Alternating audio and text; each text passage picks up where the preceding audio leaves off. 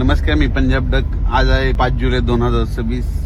मी जात आहे बीडकडे एक शेतकरी मेळावा आयोजित केला आहे आणि पाहू शकता जसं पातळी निघालं तसं बीडपर्यंत सारखा पाऊस चालू आहे आणि रात्री देखील पडलेला आहे. एक शेतकरी मेळावा आयोजित केला आणि त्या ठिकाणी मी जात आहे.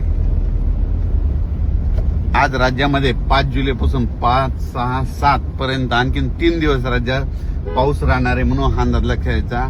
8 तारखेच्या नंतर राज्यातला पावसाचा जोर ओसरणार आहे म्हणून ज्यांचे पेरणी राहिली असेल तर तुम्ही काय करायचं, 8 तारखेच्या नंतर तुम्ही तुमची पेरणी करू शकतात.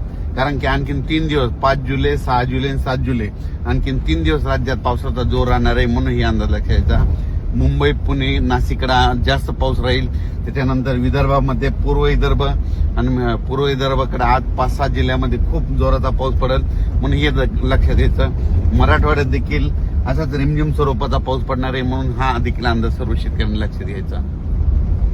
तसेच नाशिककडं, मुंबईकडं मात्र ह्या 3 दिवस मात्र खूप पाऊस पडणार आहे. नाशिककडे देखील मुसळधार पाऊस पडणार आहे, काही ठिकाणी अति मुसळधार पडणार आहे. मुंबईला मात्र रेनफॉल म्हणजे हेवी टू हेवी म्हणजे खूप पाऊस पडणार आहे. जवळपास या 3 दिवसामध्ये म्हणजे 5 जुलै, 6, 7, 8 तारखेपर्यंत मुंबईकडे 8 जुलैपर्यंत पाऊस राहणार आहे. 9 तारखेच्या नंतर मुंबईचा देखील पावसाचा जोर ओसरणार आहे म्हणून मुंबईच्या जनतेने देखील काळजी घेण्याची गरज आहे. कारण की 3 दिवस खूप अतिवृष्टी होणार आहे म्हणून हे देखील मुंबईकरांना अंदाज लक्षात घ्यायचा. कोल्हापूर, सांगली,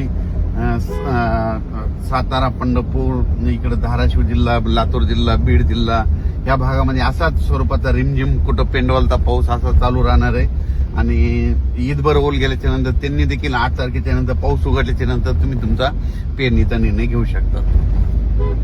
विदर्भात देखील मात्र पूर्व आणि पश्चिम विदर्भात आज देखील म्हणजे आज 5 जुलै, 6 आणि 7 तारखेपर्यंत आणखी 3 दिवस 7 तारखेपर्यंत विदर्भात देखील पावसाचा जोर असाच राहणार आहे. काही ठिकाणी अमरावती जिल्हा, अकोला, बुलढाणा जिल्हा पाऊस जास्त असल्यामुळे त्यांचे वापसा न झाल्यामुळे त्यांच्या पेरण्या राहिल्या.